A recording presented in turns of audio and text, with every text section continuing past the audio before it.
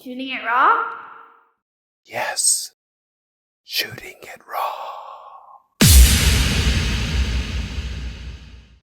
Okay, so now it's another selfie. Probably all are. You're clearly what? So they probably all are selfies. Yeah. Okay. You're talking to a person who did a photo. Actually, shooting it raw I is the saw your result. video. I saw that. Amazing. Huh. So 350 selfies. Yes, it's crazy. It's really good. Really good. So okay, enough about me. Okay, so in this photo, so it's summertime, I guess, unless it's cold in your house and you like to wear tank tops, I guess. So your hair is down. You're looking at the camera. Nice, bright. This is what's really great about. Okay, so I was in Asia. I was in Hong Kong, and the cultural norms over there are most women wear a lot of makeup, and one of the things about Canada that's great is that a lot of women here. I mean, there are some women who put on makeup, blah, blah, blah, but it's not like maybe the last photo is going to be you all in makeup, but you just look like it's that clean Canadian look. So I don't know if it just happens to be before you do the makeup, but anyways, so you look great. The lights, you're inside a house. It's overcast light coming in from a window, probably. You're holding a camera. You look. It's still you smiling brightly, looking at the camera.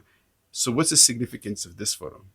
Okay, so the significance of that photo is that is my favorite dress. It's pink, right? It's pink and it's got Nice. some flowers on it. And I was actually going on a date with my brother. Okay. Yeah, my brother was in town visiting, so I was meeting him for dinner. And I was just so elated that I was actually going to be able to spend some really quality time with him and just feeling sort of, Nice. connected and empowered and just like, wow, we've reached this stage in our life where I can meet with my brother, who's 2 years younger than me, and have Okay. like a nice dinner and an adult relationship. And so that's when I took that picture. I just felt really great. And that dress is actually, it's not tight. It's very flowy. So there's, no curves or anything. But to me, Hmm. it just signifies like femininity. And Comfort, yeah, I exactly, imagine. exactly. Yeah, comfort without looking frumpy. Yeah, and I don't wear a lot of makeup at all, so that's me. You know, as you can see, I'm the same. It's doing really good for you. You're looking fabulous. Um, the sort of the analyst or curator or whatever in me is going to be like, okay, well, what does this mean then? So how does this reflect your work? I guess in a couple of ways. So a little bit of a thing about that dress. I've had some partners in the past that have said, "Oh, that dress just does nothing for you because it doesn't show anything, right? It's not figure flattering." Yeah. So I think that with respect to reflection of my work, is that I'm teaching my women, midlife area. It's like you need to show up for you. You're not showing up for anybody else, and that's where women get hung up, especially when we're younger, right? It's like we're showing up for other people, right? That's why I got my implants. Sure, I wanted boobs, but we really take away all of it. If I was just on desert island, would I have wanted them? Would I have needed them? No, but I felt like I needed to have them in order for me to show up in a certain way so that I would get a certain attention or be valued or whatever it is, all those things that you think when you're younger. So that is what I am coaching women through is that, you need to show up for you, but don't let society's expectations or what the media tells you should show up as be your guiding light. Your guiding light in showing up for you is when you go and you sit on a beach at Tofino, or any other of these gorgeous places that we have that are fairly remote here in Canada, and you sit there by yourself. It's like, are you content? How are you showing up for you in that moment? Well, that's how you should be showing up all the time. And so Hmm. that's kind of what that dress also in that picture is signifying. It's like, you know what? I'm wearing this for me. I Hmm. feel good in it, not in anybody else's. So here's one thing I just realized, or just an epiphany of what. Okay, so coming back to Canada, I grew up in Montreal, East Coast. So I have two kind of questions then. Is the breast implant thing, if we think about it as a not because there are waves of interest in fashion, right? So is or was the breast implants a kind of a movement, an aesthetic movement of women? Because on the East Coast, I don't really remember that being as much of a thing. But in the West Coast, was it much more of a thing? I don't know. Like, You know tell what? me. Yeah, and I can't speak to the East Coast, but what I do know about the East Coast is that the East Coast is very fashion oriented, like material, clothing, right? Because you get a lot Mm-hmm. of your influence from Europe. And that trickles its way across Canada, and everybody ends up in Lululemon sweatpants, right? So, so it doesn't really actually get here. It gets hung up on the Rocky Mountains, and then that's where the fashion stays. So, but I can absolutely agree with the point that what I have seen, especially throughout my lifetime, is that women's bodies are the fashion statement, which Mm-hmm. is so sickening and sad to me because I walk around or even I go to the gym and not only is there the breast implants, but they're not just to make your body look more proportioned so you can be that perfect, like whatever it is, 36, 26, 36. That was, back in the day, the Barbie doll era, right? But women have got the snuffleupagus eyelashes. They Yeah, have yeah, yeah. the fish lips, the really big fish Well, lips. And so I have to interrupt because that to me is blowing my mind. Because mhm. the second question I was going to ask you was, okay, so have breast implants in a sense been recognized and sort of pushed aside, whereas now it's all in the lips and piercings and tattoos and everything of people wanting to modify out of some kind of disquiet of like, I just don't like, kind of, I'm just not, I could be better. I could be better. So, Yes. so we talk about the lips, talk about the tattooing, talk about like, but how that's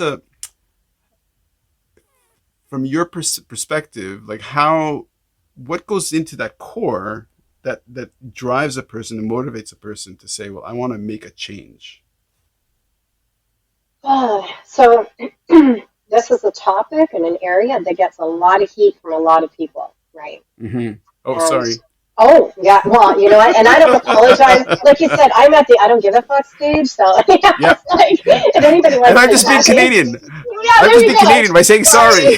Sorry, right, exactly. Sorry, I don't give a shit.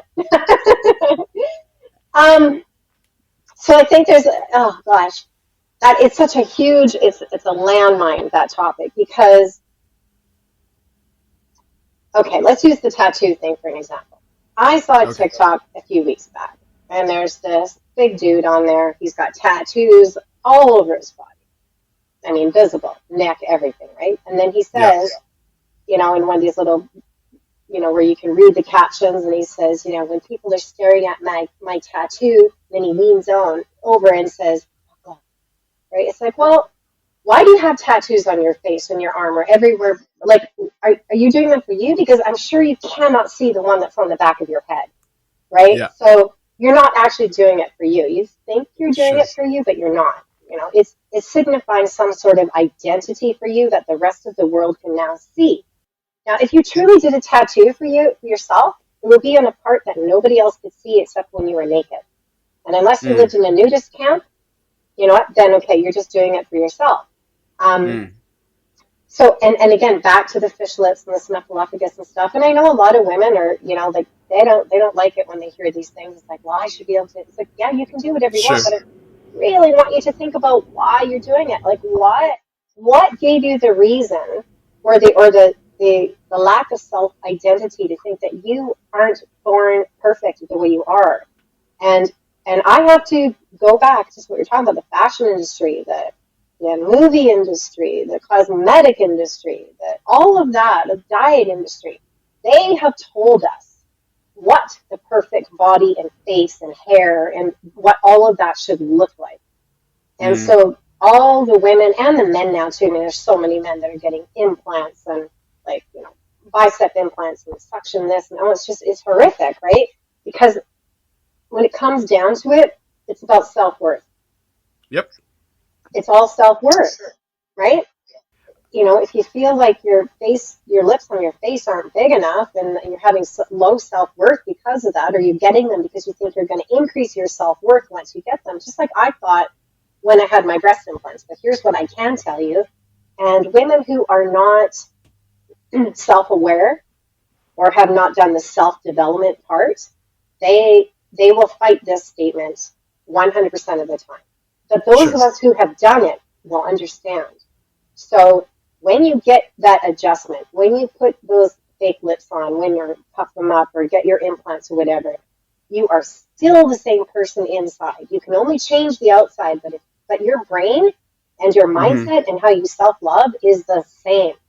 You are Yep. still this insecure person that you were before them. The only thing that is different is the visual part. That's it. And I can speak to full experience on that because when I had my implants, while I walked around feeling confident in my own home by myself, I still had the same stories. I still had the eating Sure. disorders. I still had because I still didn't feel good enough. It's like, okay, well now I got the boobs, but now I need to make my butt smaller, and now I need to get rid of Sure. this and that, right? So it just perpetuates itself, and that is the sickness of the modern day now because it's like you start doing this one thing. It's like really wealthy people who've never stepped foot in a forest. Mm. They're constantly looking for the next purchase to make them feel, yeah, that is going to make me unbelievably happy. Sure. That's going to be the thing. But it never is the thing Right. Right. because it Right. can't come from outside yourself. Yeah. Yeah. And again, like I, as a empathic sort of person, I'm always asking myself, well, if I put myself in that person's shoes, so being human, it's hard for people to just live with the status quo, because, for example, if we eat the same dessert, after a while, the sweetness starts to fade or something. You kind of go, oh, I wonder if I want something else, because like our brains chemically are always kind of going like the sort of the hit kind of decays. So we think, oh, and so in the same maybe look, I don't know, maybe for example, changing your physiology with the eyelashes and the puffy lips. And I was thinking maybe I should get a butt crack in my forehead. I wonder how that would look. Why are you laughing? That's not very nice. You're laughing at me. Oh my gosh. Oh, that'd be No, but great. no. Oh, that'd be so good. That'd be so good.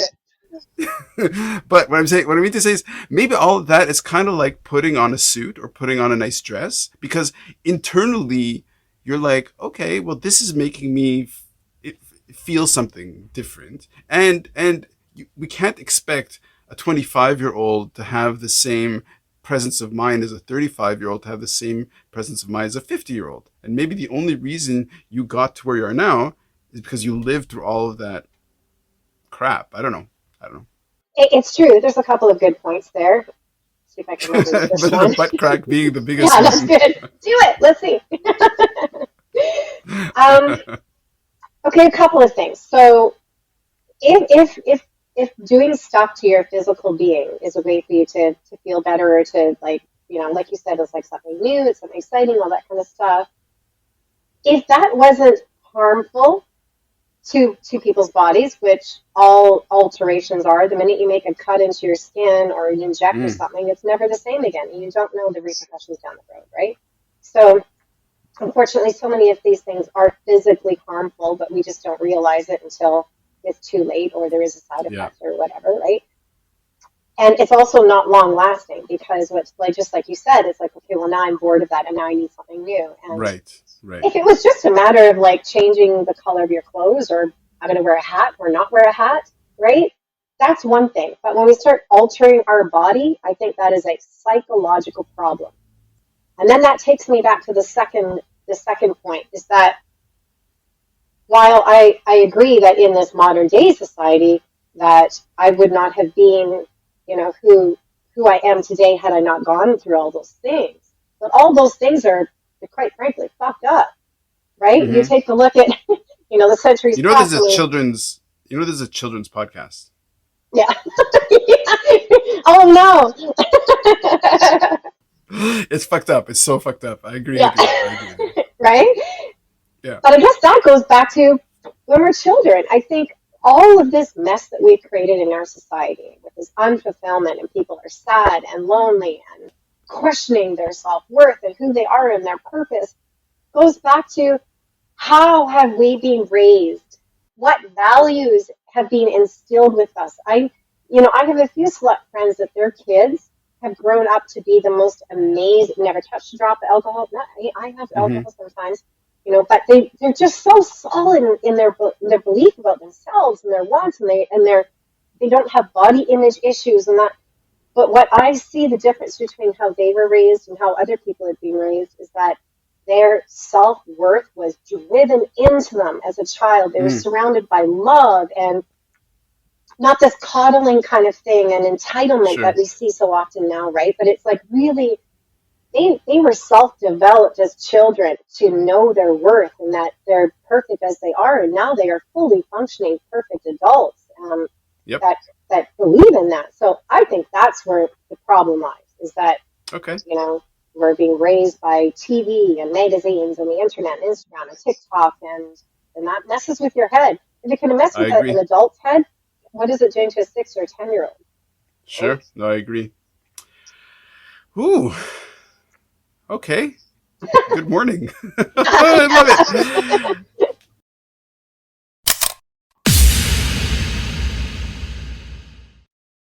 So, is life really a gift? Really?